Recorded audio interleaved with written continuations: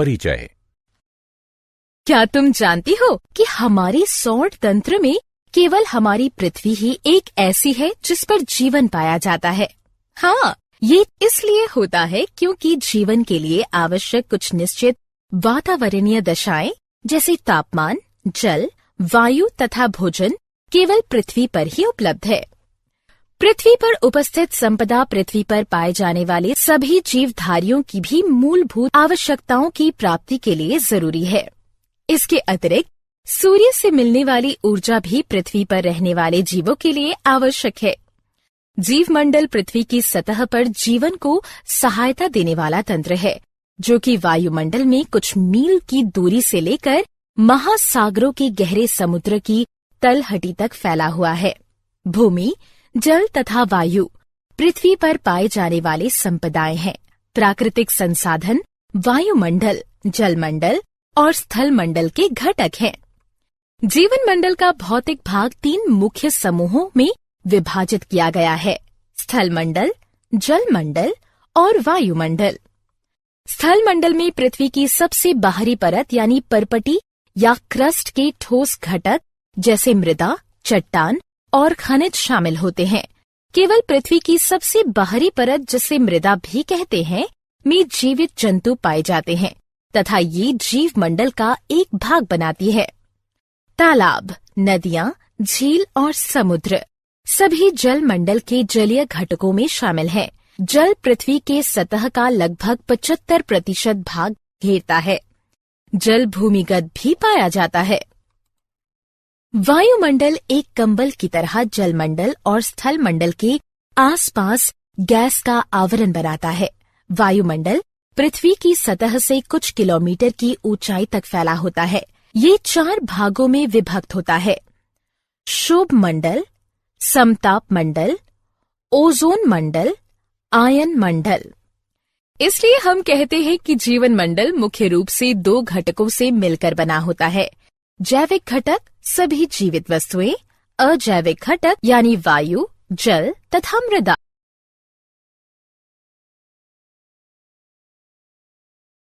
उद्देश्य। इस पाठ के अंत में आप निम्न करने में सक्षम हो जाएंगे: जीवन की श्वास वायु को समझना, जलवायु नियंत्रण में वायुमंडल की भूमिका को पहचानना, वायु की गति, पवन को समझना, वर्षा को समझना, वायु प्रदूषण को समझना, जल एक अद्भुत द्रव के गुणों को पहचानना, जल प्रदूषण को समझना।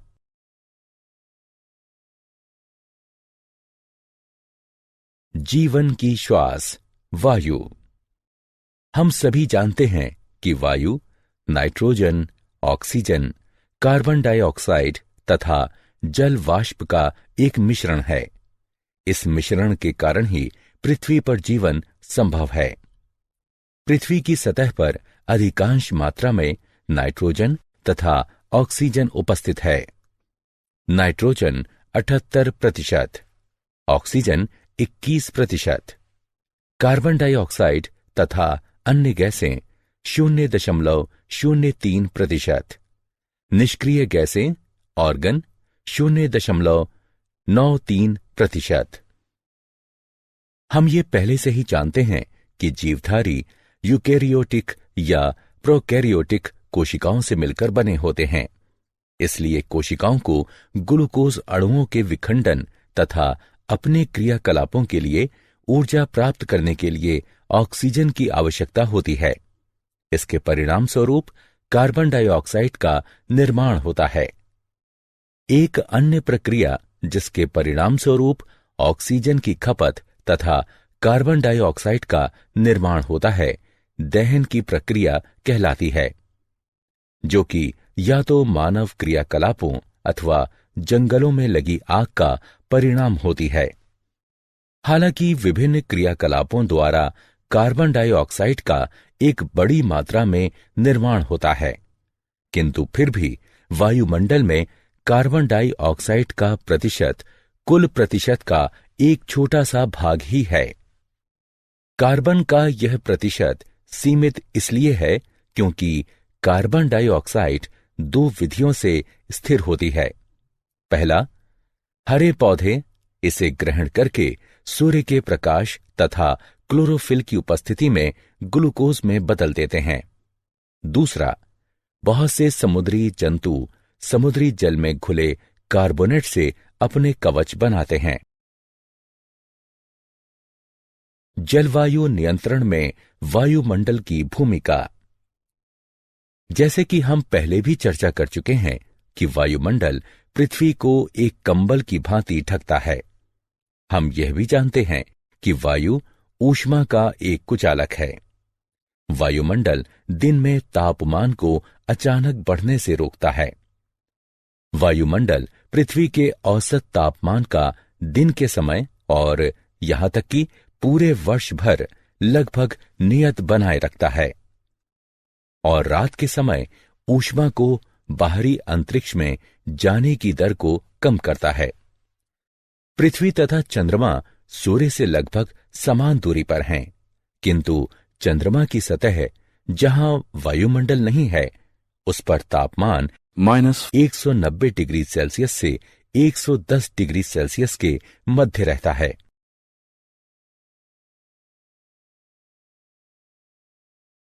वायु की गति। पवन। तुम में से कितने लोग समुद्र तट यानी समुद्र के किनारे पर घूमने गए हो? तुम सभी ने शाम को बहने वाली ठंडी समीर को महसूस किया होगा तथा गर्म दिन के बाद इन समीरों से मिलने वाली राहत को भी महसूस किया होगा। इसी प्रकार गर्म मौसम के बाद जब वर्षा होती है तो हमें बहुत राहत मिलती है। वायु की गति वायु के गर्म होने के कारण होती है तथा जब इस वायु में जल वाष्प उपस्थित होती है तो यह ठंडी समीर बन जाती है। जल वाष्प जीवित प्राणियों के क्रियाकलापों और जल के गर्म होने के कारण बनती है। स्थलीय भाग या जलीय भाग से होने वाले विकिरण के परावर्तन तथा पुनर्विकिरण के कारण वायुमंडल गर्म होता है। गर्म होने पर वायु में संवहन धाराएं उत्पन्न होती हैं। जब वायु स्थल और जल के विकिरण के कारण गर्म होती है तब ये ऊपर की ओर प्रवाह करती है। क्योंकि जल की अपेक्षा स्थल जल्दी गर्म होता है, इसलिए स्थल के ऊपर की वायु जल के ऊपर की वायु की अपेक्षा तेजी से गर्म होगी। इसलिए अगर हम तटीय क्षेत्रों को दिन में देखते हैं तो पाते हैं कि स्थल के ऊपर की वायु तेजी से गर्म होकर ऊपर उठना शुरू करती है। जैसे ही यह वायु ऊपर की ओर उठती है, वहां कम दाब का क्षेत्र बन जाता है और समुद्र के ऊपर की वायु कम दाब वाले क्षेत्र की ओर प्रवाहित हो जाती है। एक क्षेत्र से दूसरे क्षेत्र में वायु की गति पवनों का निर्माण करती है। दिन के समय हवा की दिशा समुद्र से स्थल की ओर होगी। रात के समय स्थल और समुद्र दोनों ठंडे होने लगते हैं। क्योंकि स्थल की अपेक्षा जल धीरे धीरे ठंडा होता है, इसलिए जल के ऊपर की वायु स्थल के ऊपर की वायु से गर्म होगी। हवा की सभी गतियां विभिन्न वायुमंडलीय प्रक्रियाओं का परिणाम है, जो पृथ्वी के वायुमंडल के असमान विधियों से गर्म होने के कारण होता है।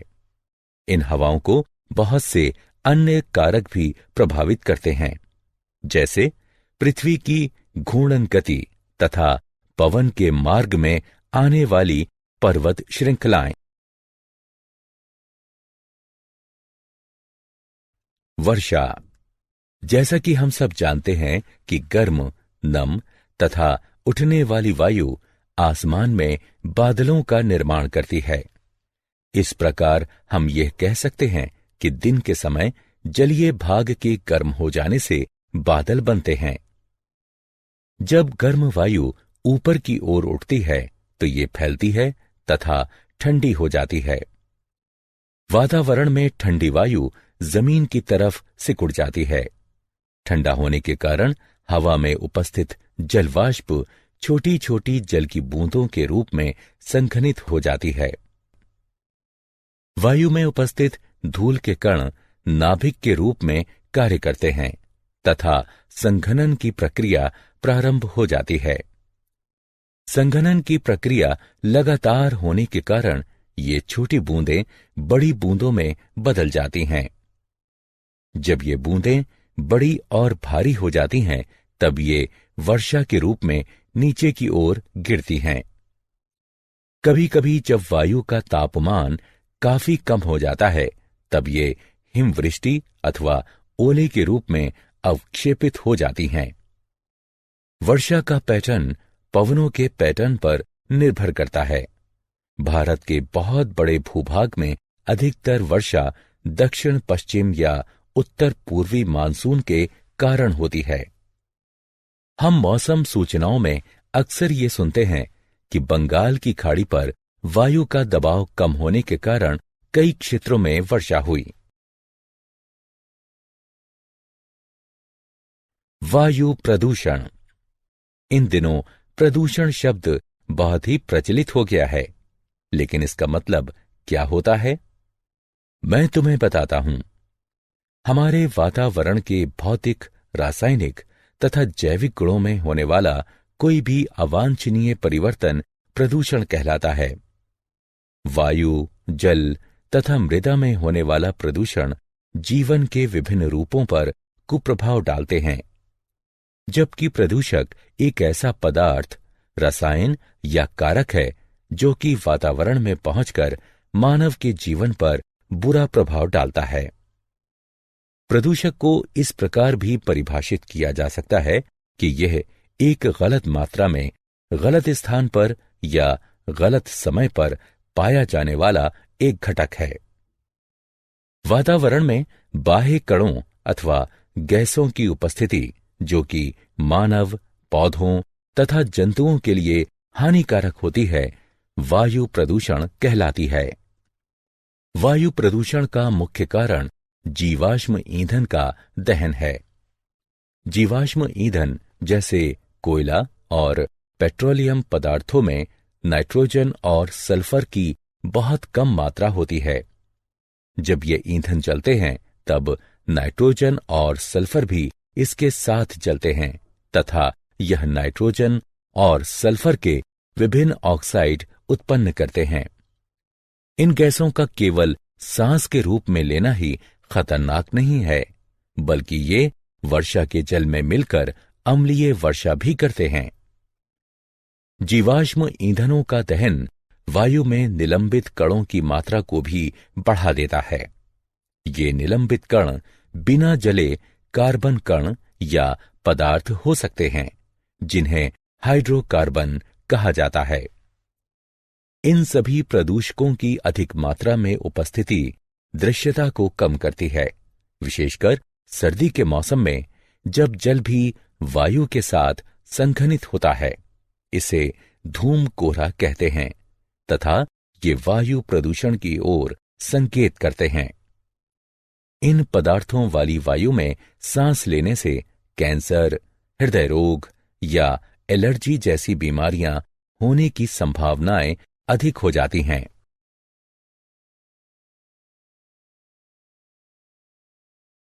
जल एक अद्भुत द्रव। जल पृथ्वी की सतह के सबसे बड़े भाग पर उपस्थित है और यह भूमिगत भी होता है।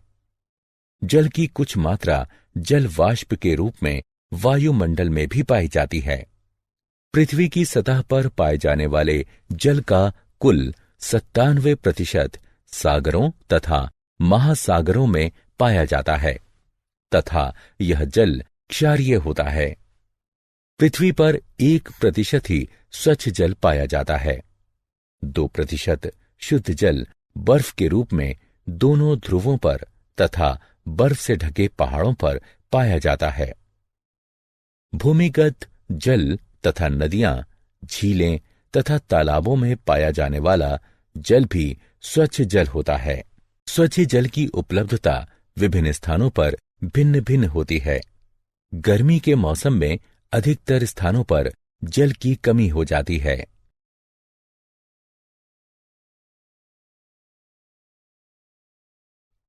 जल का महत्व। जल इसलिए आवश्यक है क्योंकि सभी जीवों को जल की जरूरत है। सभी कोशिकीय प्रक्रियाएं जलीय माध्यम में होती हैं। सभी प्रतिक्रियाएं जो हमारे शरीर में या कोशिकाओं के अंदर होती हैं, वह जल में घुले हुए पदार्थों में होती हैं। शरीर के एक भाग से दूसरे भाग में पदार्थों का संवहन खुली हुई अवस्था में होता है।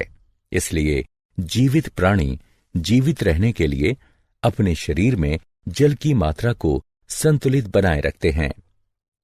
स्थलीय जीवों को जीवित रहने के लिए शुद्ध जल की आवश्यकता होती है, क्योंकि खारे जल में नमक की अधिक मात्रा होने के कारण जीवों का शरीर उसे सहन नहीं कर पाता है।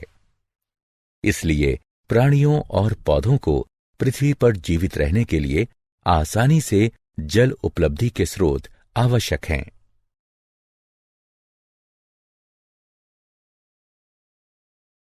जल प्रदूषण। क्या तुम्हें पता है कि जल प्रदूषण जल में कुछ ऐसे पदार्थों के मिलने के कारण होता है जो कि जल की गुणवत्ता को कम करते हैं, जिससे यह स्वास्थ्य पर भी कुप्रभाव डालता है। जल उन कीटनाशकों और उर्वरकों को भी घोल लेता है जिनका उपयोग हम खेतों में करते हैं।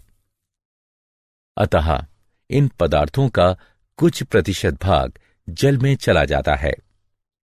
हमारे शहर या नगर के नाले का जल और उद्योगों का कचरा भी नदियों तथा झीलों में संग्रहित हो जाता है। कुछ उद्योगों की बहुत सारी क्रियाओं में शीतलता बनाए रखने के लिए जल का प्रयोग किया जाता है तथा इस प्रकार निष्पादित गर्म जल को जलाशय में वापस लौटा दिया जाता है। जब बांध से जल को छोड़ा जाता है, तब नदियों के जल के तापमान पर भी प्रभाव पड़ता है।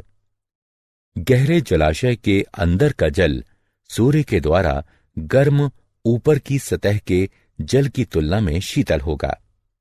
ये सभी जलाशयों में पाए जाने वाले जीवों के प्रकार को विभिन्न प्रकार से प्रभावित कर सकते हैं। ये कुछ जीवों की वृद्धि को प्रोत्साहित करते हैं, तो कुछ को हानि पहुंचा सकते हैं। ये इस प्रणाली में उपस्थित विभिन्न जीवों के संतुलन को बिगाड़ सकते हैं। जल प्रदूषण निम्न प्रभाव उत्पन्न करता है। जलाशयों में अनैच्छिक पदार्थों का मिलना। ये रोग फैलाने वाले जीव जैसे हैजा फैलाने वाले बैक्टीरिया भी हो सकते हैं। इच्छित पदार्थों को जलाशयों से हटाना। किसी भी तरह का परिवर्तन जो इस घुली हुई ऑक्सीजन की मात्रा को कम करता है, उसका जलीय जीवों पर विपरीत प्रभाव पड़ता है। जलाशय से अन्य पोषक की कमी भी हो सकती है। तापमान में परिवर्तन। जलीय जीव जिस जलाशय में रहते हैं, वे वहां के एक विशिष्ट तापमान के अनुकूल होते हैं और उस तापमान में अचानक परिवर्तन उनके लिए खतरनाक होगा या प्रजनन की प्रक्रिया को प्रभावित करेगा। विभिन्न प्रकार के जंतुओं के अंडे और लार्वा तापमान परिवर्तन के प्रति संवेदनशील होते हैं।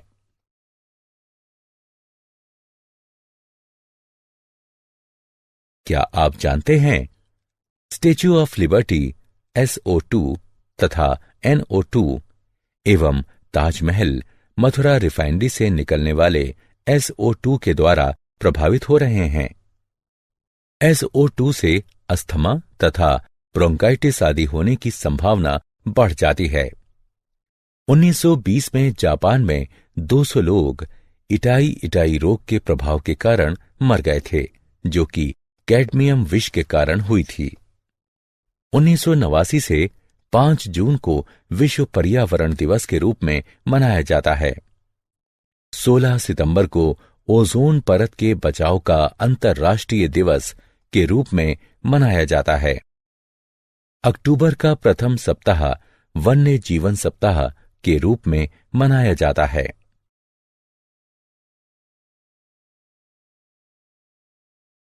सारांश। आइए हमने जो कुछ सीखा है उसे संक्षेप में दोहराएं। पृथ्वी पर जीवन मृदा, वायु, जल तथा सूर्य से प्राप्त ऊर्जा जैसी संपदाओं पर निर्भर करता है। स्थल और जलाशयों के ऊपर विषम रूप से वायु के गर्म होने के कारण पवनें उत्पन्न होती हैं। जलाशयों से होने वाले जल का वाष्पीकरण तथा संघनन हमें वर्षा प्रदान करता है। किसी क्षेत्र में पहले से विद्यमान वायु के रूप पर होने वाली वर्षा का पैटर्न निर्भर करता है।